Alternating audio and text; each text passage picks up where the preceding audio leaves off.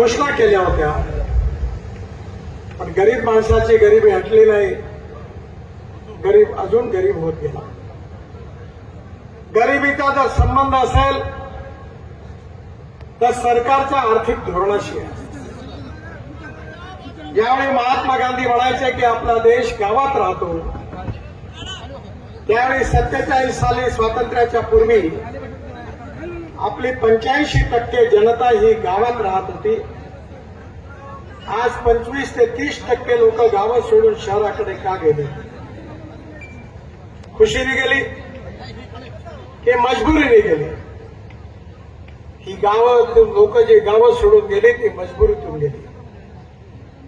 गावात जायला चांगले रस्ते नाही, गावात प्यायला चांगली शाळा नाही, प्यायला पाणी नाही, गावात शिक्षणाकरता चांगली सोय शाळा नाही, आणि तरुण मुलाच्या हाताला रोजगार नाही. म्हणून निराशेपोटी लोक गावं सोडून शहराकडे गेली. जर मोदीजींच्या नेतृत्वाखाली सगळ्यात महत्वाचा निर्णय जर काही झाला असेल आमच्या सरकारमध्ये, तर आम्ही गावं समृद्ध संपन्न करण्याचा निर्णय घेतला.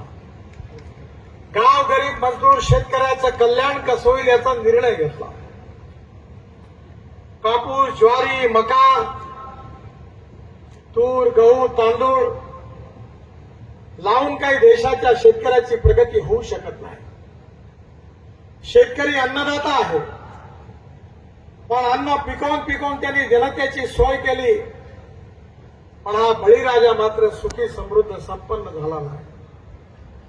खताच्या किमती वाढल्या, औषधाच्या किमती वाढल्या, कापडाच्या किमती वाढल्या. गहू स्वस्त होता, ब्रेड बिस्किट महाग होते, संत्रा मोसंबी स्वस्त होते, ज्यूस महाग होता. आणि म्हणून आमच्या सरकारने आम्ही 2004 पासून एकांगी लढत होतो. त्यावेळी काँग्रेस सरकारला वारंवार सांगत होतो की या देशामध्ये 16 लाख कोटी रुपयाचं फॉसिल फ्युएल म्हणजे पेट्रोल डिझेल इम्पोर्ट होतं.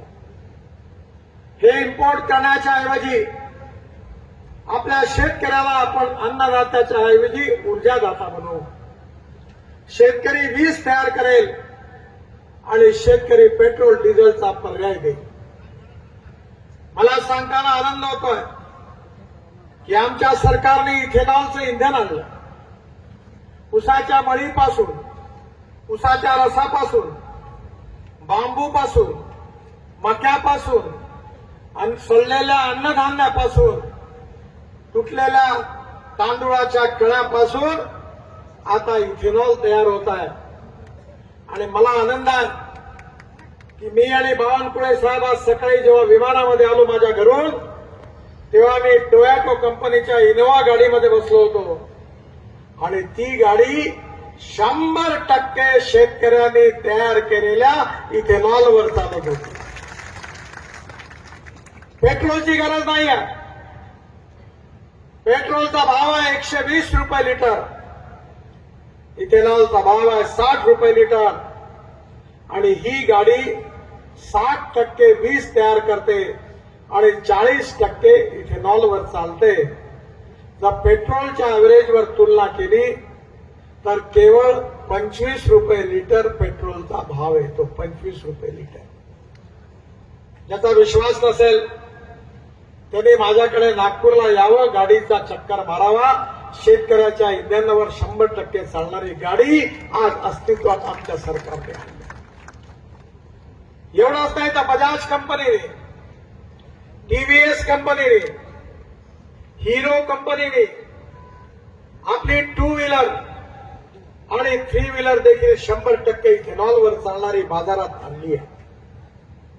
आता आचारसंहिता संपल्यानंतर इंडियन ऑइल इथेनॉलचे 300 पंप देशात टाकणार आहे.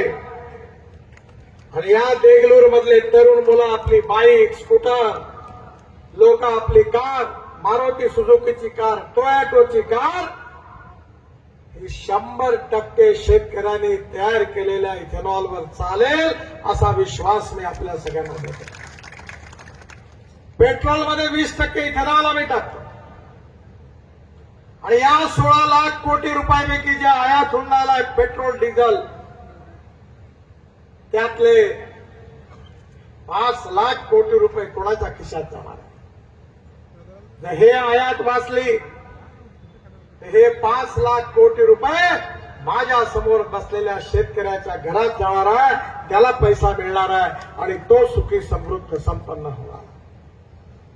एवढंच नाही तर मी अध्यक्ष आहे. चालू वार्ता या वृत्तपत्रासाठी संपूर्ण महाराष्ट्रात पत्रकार प्रतिनिधी नेमणूक सुरू आहे. आपण इच्छुक असाल तर खाली दिलेल्या नंबरवरती कॉल किंवा व्हॉट्सअप करू शकता.